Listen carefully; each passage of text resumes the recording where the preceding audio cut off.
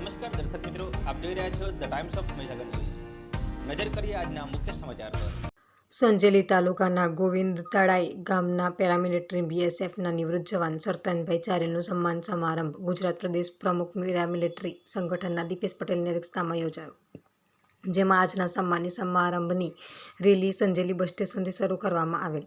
તેમાં બીએસએફ નિવૃત્ત જવાન સરતનભાઈ ચારેલ નિવાસસ્થાન સુધી યોજાઈ અને આ જવાનના સગા સંબંધીઓ તથા ગામના ગ્રામજનોએ તથા સ્થાનિક રહીશોએ બીએસએફ નિવૃત્ત જવાન સરતનભાઈ ચારેલની શુભેચ્છા મુલાકાત કરી ફૂલહારથી સ્વાગત કરી શુભેચ્છા પાઠવી હતી।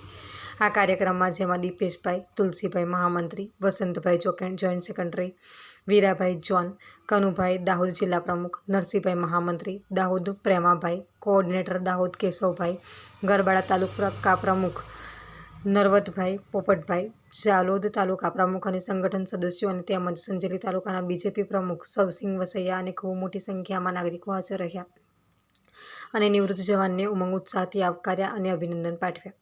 વધુમાં પટેલ દીપેશ દ્વારા ખાસ આ શુભ પ્રસંગમાં ખાસ જણાવવામાં આવ્યું કે પેરામિલિટરીનું દેશની સુરક્ષામાં ખૂબ મોટું યોગદાન છે અને એક જાતની આર્મી સેના લશ્કર છે, જેથી આ જવાનોને અને શહીદ પરિવારને પણ સેના જેવી સુવિધા અને સન્માન મળે।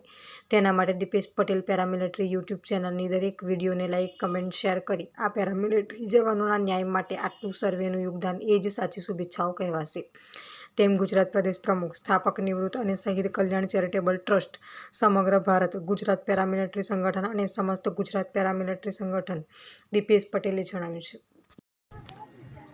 જય હિન્દ, જય ભારત। આજરોજ દાહોદ જિલ્લાના સંજલી તાલુકાના ગોવિંદા તળાઈ ગામના સરતનભાઈ બોર્ડર સિક્યુરિટી ફોર્સ બીએસએફમાં દેશના વિવિધ રાજ્યો આંતરિક સુરક્ષા, સરહદી સુરક્ષામાં ખૂબ મોટું યોગદાન આપી 35 વર્ષ સેવા પછી નિવૃત્ત થઈ પોતાના માતૃ વતન આવ્યા હતા।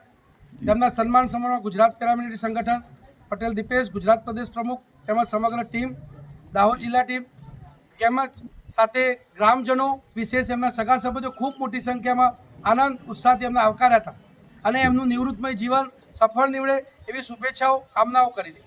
પરંતુ ગુજરાત પેરામિલિટરી સંગઠન આજે જવાનને સાચી શુભેચ્છા ત્યારે જ માનશે કે જ્યારે જે દેશના આન બાન શાન માટે પેરામિલિટરીના જવાનો, બીએસએફ એટલે પેરામિલિટરી, જે જવાનો પોતાનું સર્વોચ્ચ યોગદાન આપતા હોય એમને પણ સેનાના જેવું સન્માન ના મળે ત્યાં સુધી આ સાચી શુભેચ્છા ગણાશે નહીં। જેથી અમે તમામ નાગરિકોને પણ અપીલ કરી છે કે આ દેશ હિત, રાષ્ટ્ર હિતનો અભિયાન છે, જેમાં દીપેશ પટેલ પેરામિલિટરી યુટ્યુબ ચેનલના માધ્યમથી પોતાની વાત, જે આ પેરામિલિટરીના દર્દનાક, ચાહે શહીદ પરિવાર હોય કે જે જવાન હોય, જે દેશ માટે પોતાનું યોગદાન આપતા હોય, એની વાત માનનીય યશસ્વી નરેન્દ્ર મોદી સાહેબ સુધી પહોંચે અને જે દિવસે પહોંચશે એ દિવસે આપણા ગુજરાતના પનોતા પુત્ર ચોક્કસ આ વિષયને ગંભીરતા લેશે અને આ દેશ એક છે, રાષ્ટ્ર એક છે, તો આર્મીને સેના જેવું જે સન્માન છે એ પેરામિલિટરીને આપશે અને જ્યારે એ મળશે એ જ આપણા જવાનોને સાચી શુભેચ્છા કહેવાશે। જય હિન્દ, જય ભારત। ભારત માતા કી જય। વિસ્તારના પડે પરના સમાચાર જોવા માટે અમારી channel the times of Mahisagar ન્યૂઝને લાઇક, શેર અને સબસ્ક્રાઇબ કરો।